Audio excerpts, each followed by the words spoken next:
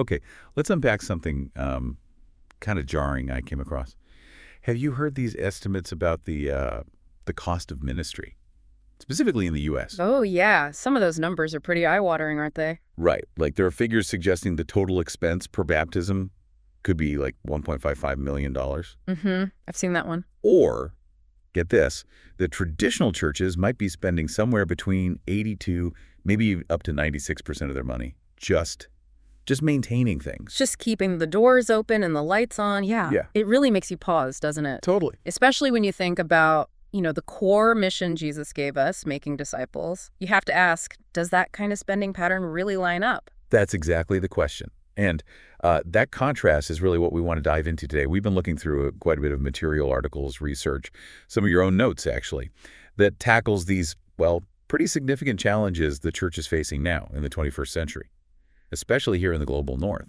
Yeah, and a lot of it zeroes in on those financial pressures, but also the cultural shifts happening all around us. Right.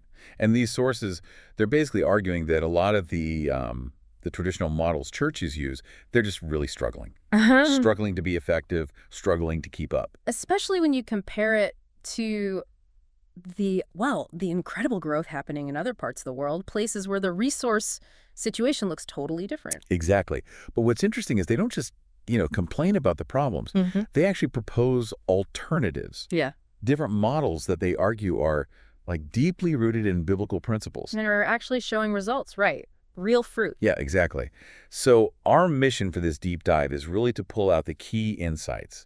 We're going to focus on two big barriers these sources identify. Okay. And then look at what they call barrier breakers. These are strategies that deliberately try to shift the focus away from relying just on, human resources and money. Towards relying more on God's resources and relational strategies. Precisely. Yeah. The goal is really to see if we can find some clues, some insights into maybe more effective, more biblically grounded ways forward for ministry today. Yeah, it's about being honest about the difficulties, definitely. But also exploring, what surprising paths the Bible itself might actually offer. So, okay, where do these sources start with the challenges? What are the really big hurdles they're highlighting? Well, they paint a picture of some serious headwinds, like you said, financial ones, cultural ones, particularly here in the global north. Okay. So financially, just getting started in ministry can be, incredibly expensive. Think about theological education. Right, the cost of seminary. Yeah, and often it's not just one degree anymore, is it? Pastors might need degrees in theology, maybe Christian ed, counseling, even administration. The debt load can be huge. And that's just to get started. Then there's the cost of actually running a church, right? Exactly. The buildings, the programs, staffing. The sources are pretty blunt. Churches in places like the U.S. are often very expensive operations just to maintain. Which brings us back to those numbers. That $1.55 million per baptism. I mean, where does that even come from? Well, it's researchers trying to estimate the total aggregate costs of American churches, everything they spend divided by the reported baptisms. It's a rough estimate, sure, but it makes a point. And that 82 to 96% on maintenance. Just heating, cooling, mortgages, salaries for existing stuff. It's a tough reality. It means the vast majority of resources aren't necessarily going towards, outward mission or reaching new people. It really shifts the focus inward. It does. And then you layer on top of that these cultural headwinds we mentioned, Christian values, a biblical worldview. They're increasingly marginalized, aren't they? Yeah, definitely feels that way. In universities, media, pop culture, often labeled with negative terms, narrow-minded, outdated, judgmental. Which makes it harder just to have normal conversations, let alone share your faith. Absolutely. It sort of puts Christians on the defensive or even excludes them from the conversation altogether sometimes. You feel like you're swimming upstream. Invisible walls, almost. Kind of, yeah. And it creates this pressure cooker for pastors, especially in the global north. Long hours, huge expectations, often without enough staff or volunteers. So the day-to-day becomes managing this expensive operation. Focused mainly on keeping things going for the people already there, rather than breaking new ground. And you mentioned the global comparison earlier. The sources had some pretty stark figures there, too. They really did. One that just jumped out at me was about church audits in the U.S. The estimate was something like $810 million spent collectively per year just on audits. $800 million on audits. Yeah. Now compare that figure to the estimated total spending on sending and supporting workers in the parts of the world with the least access to Christianity. Wait, don't tell me. Audits cost more. That's what the sources suggest, yeah. It's a Right. jarring comparison. Wow. And tied to that, they point out how much Christian outreach, something like 92%, actually targets populations that are already significantly Christian. Maybe 60% Christian or more. So we're focusing efforts where the church is already established. Largely, yes. While the places with the very least access, the truly unengaged peoples, they often remain neglected. Okay, so let's recap the picture painted by these sources, especially for the global north. Ministry is super expensive. Most of the money goes to internal maintenance. Outreach often focuses on already Christian areas, and the hardest to reach places get overlooked. That sums it up pretty well. And the core issue these sources identify underlying all this, it's this fundamental reliance on what they call inadequate human resources. Meaning our money, our programs, our strategy. Exactly, our best human efforts.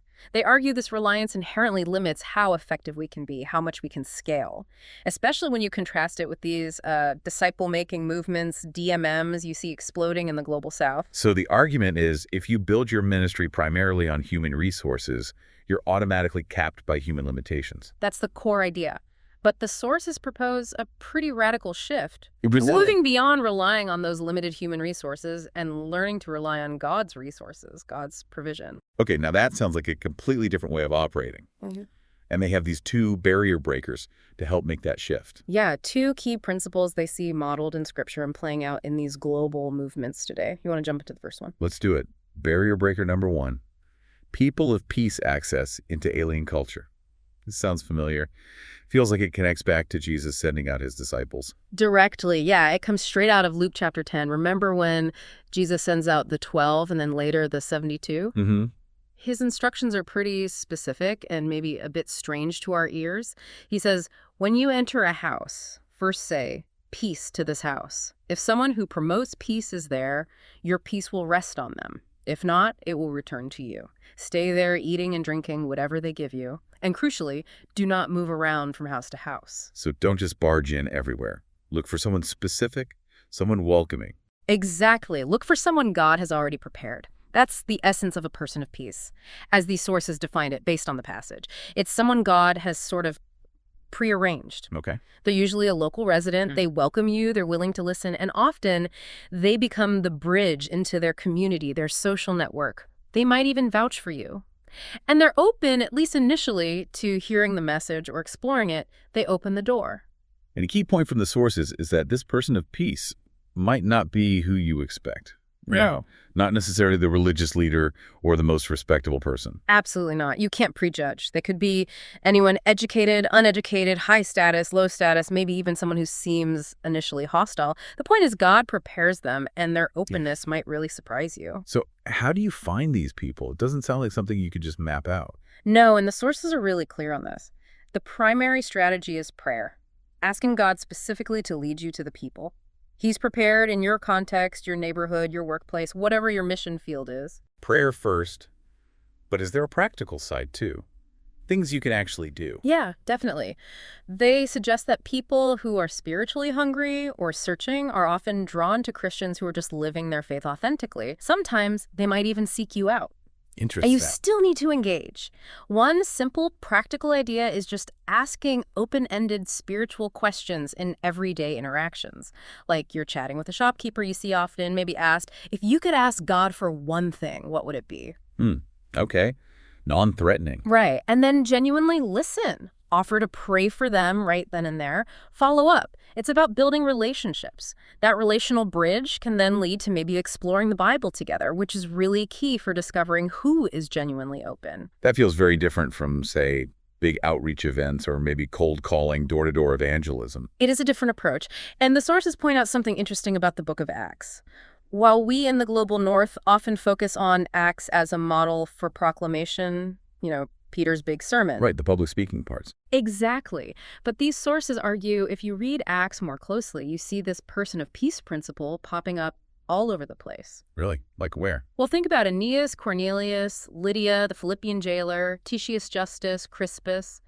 In case after case, there was a key person, a person of peace, who opened the door for the gospel to enter their household or their whole social network. So conversion wasn't just individuals signing up. It was often whole families or networks. Frequently, yes. They call it people movements. The gospel spread through these relational networks, often initiated by one receptive person God had prepared. The gospel travels on relationships. That's a great way to put it. One source says the gospel still flies best on the wings of relationship. This person of peace idea helps you discern who's spiritually hungry, who's actually interested in discovering the Bible for themselves. And the claim is, using this strategy can literally double your impact compared to mass media or cold outreach because you're focusing where God is already at work. That really flips the script, doesn't it? Instead of trying to generate interest everywhere, you're trying to find where God has already generated interest. Exactly, which flows naturally into the second major barrier and its breaker. Okay, barrier breaker, #2, Jehovah Jireh, relying on God's provision. So the second hurdle is this feeling of impossibility, right? How can we possibly make disciples of billions, especially if it costs $1.5 million each? Yeah, it looks completely overwhelming if you're only looking at human resources, doesn't it? The sources argue that feeling of not enough is only true if we're stuck in that human-centric view.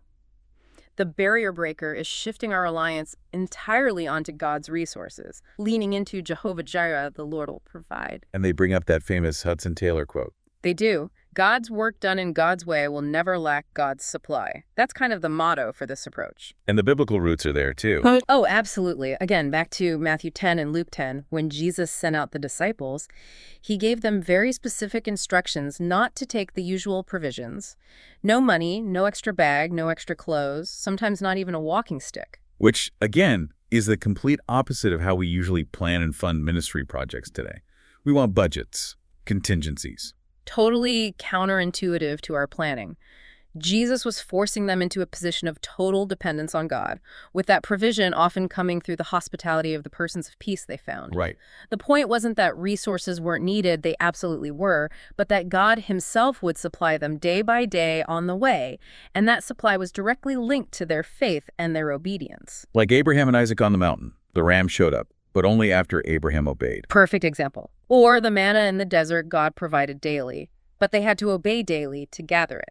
He wanted them to learn utter dependence, not self-sufficiency. So how does that contrast with the global north today? Well, look around. We have enormous human resources here. Lots of money, sophisticated programs, experts, consultants, media platforms. The sources suggest, kind of ironically, that this very abundance can become a barrier. How so? Because we don't have to step out in radical faith the same way. We can rely on our plans, our budgets, our endowments. We don't always feel that desperate need to trust God for the impossible because we can often make things happen with our own resources. And this reliance on human resources seems directly tied to that high cost and maybe the slower growth we talked about. That's the core argument. And the contrast becomes incredibly stark when they compare that estimated $1.55 million per baptism in the U.S. model with the cost in these global disciple-making movements. They cite figures like often less than $50 to see a new person become a Christ follower, even from a completely non-Christian background. $50 compared to over $1 million. Yeah, and planting a whole new church, starting a new community of faith among an unreached people group, often less than $600. Wow. Less than $600. That difference is just mind-blowing. It really underscores the point, doesn't it? The sources aren't saying the people in these movements are just inherently smarter or better planners. They're arguing this incredible cost-effectiveness comes from a deep faith-driven reliance on God providing everything, not just trying to fund it all themselves. And when they say God's provision, it's more than just money appearing, right? It's broader than that. Oh, much broader. Yes. Yeah. Tangible needs get met in surprising ways when people step out in faith and obedience. But God also provides the absolutely crucial non-financial elements needed for a movement to grow. Like what? Like preparing those persons of peace to grant access. Like providing supernatural confirmation, maybe physical healing, or breaking cycles of addiction or spiritual darkness. Things that really validate the message, like raising up new leaders from within the harvest, ordinary people empowered for ministry, and ultimately providing the actual people, the harvest itself, needed for multiplication. It's holistic. So it's trusting God not just for the budget, but for the right connections, the right timing, the spiritual power, the people, everything needed for the mission. Exactly. And this requires a certain posture, a certain attitude from us. Which is? Things like humility, serving others rather than building our own little kingdom or brand, a constant awareness of our dependence on him, prioritizing his will over our clever plans, relying on his protection and provision day by day, and really just demonstrating our love for Jesus through simple obedience to what he's asked us to do. It reminds me of that William Carey quote. Expect great things from God, attempt great things for God. That perfectly captures the spirit. It's this audacious faith that fuels audacious, obedient action, trusting God for both the resources and the results. Those are really powerful principles. And the sources don't just leave it theoretical, right? They share stories. Yes, and the stories really bring it to life. They're quite compelling. One is about a man named Hassan in Africa. The context was really difficult post-conflict, lots of violence, and huge numbers of ex-combatants needing job skills and a new life. And Hassan felt called to start trade schools for them. But he had basically nothing to start with. Basically nothing is putting it mildly. It's an amazing story. He started these schools purely by faith, like that typing class. They started with drawings of keyboards on paper because they had 0 typewriters.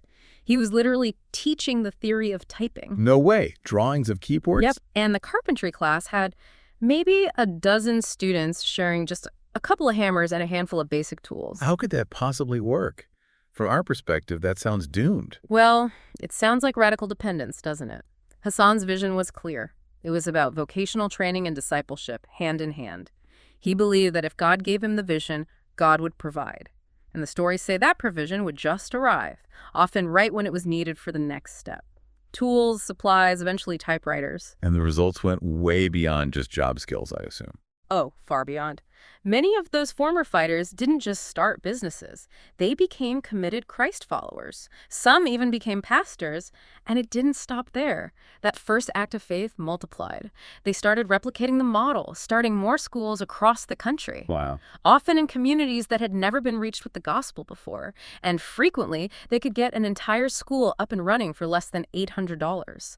This access ministry, meeting a real need through training, became the pathway to planting churches. Now they have dozens of schools, even an accredited college, all integrating Discovery Bible studies.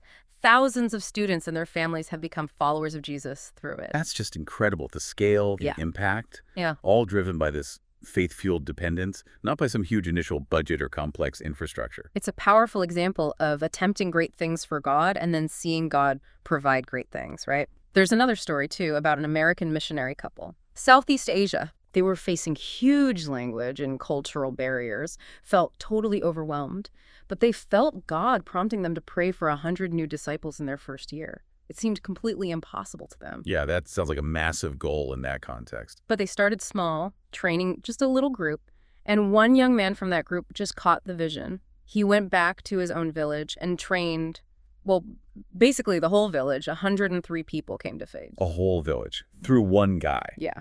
And then, immediately, that village started making plans to send out teams to disciple the surrounding villages. So the multiplication was just built in from the start. Exactly. It started with that bold, maybe slightly crazy-sounding prayer of faith, training a few who then, through the influence of maybe a person of peace figure, reached their entire network.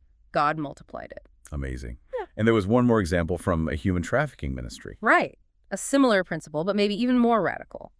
A worker felt led by God to pray not just for rescuing individuals out of brothels, which is already amazing work, but praying for entire brothels to become churches, for everyone in the brothel to be transformed. Well, that takes faith. Doesn't it? And recently they saw it happen. An entire brothel, 8 people, including the owner and his wife, all professed faith together. Again, God working through existing relationships and networks in a really powerful way. These stories really drive home the point the sources are making, don't they? About the potential for rapid, low-cost, large-scale transformation when ministry operates on these principles. They absolutely do. And the sources back this up with bigger numbers, too. They mention that researchers are now tracking hundreds of these kinds of movements globally. Hundreds? Over 650 at last count, apparently, resulting in something like 50 million new Christ followers. They argue this scale and speed isn't just clever strategy, it's evidence of God's power at work when people step out in obedience. The contrast is just so stark. Engaging hundreds of unreached groups, planting churches for maybe a few $100s. Versus the multi-million-dollar per outcome figure sometimes seen in more traditional models. Exactly, and the key factor the sources highlight is sustainability. These movements tend to use resources generated within the community itself. They're not dependent on endless external funding to keep going, Right, they become self-sustaining. which is crucial for multiplication. So yeah, the sources wrap up by bringing it all back to that core idea. These models, rooted in prayer, simple obedience to Scripture, actively seeking persons of peace, and relying on Jehovah Jireh, God's provision, they seem to unlock a potential for rapid, cost-effective multiplication that our more traditional, institution-heavy models often struggle with. They really offer a compelling, biblically grounded alternative, a potential path forward, maybe even for us here in the global north, to break free from relying solely on our limited human resources and start tapping into God's unlimited capacity. It really challenges you to rethink what's truly necessary for God's kingdom to grow, doesn't it? It definitely asks the hard question. Who or what are we really trusting in for the results? So maybe the question for you listening is this. When you see that contrast, the cost, the impact, the scale of traditional models versus these faith-based, relational, resource-light approaches flourishing globally, what shifts might need to happen in your own thinking, in your own approach to seeing real transformation happen right where you are, in your community, your sphere of influence? Definitely something to mull over.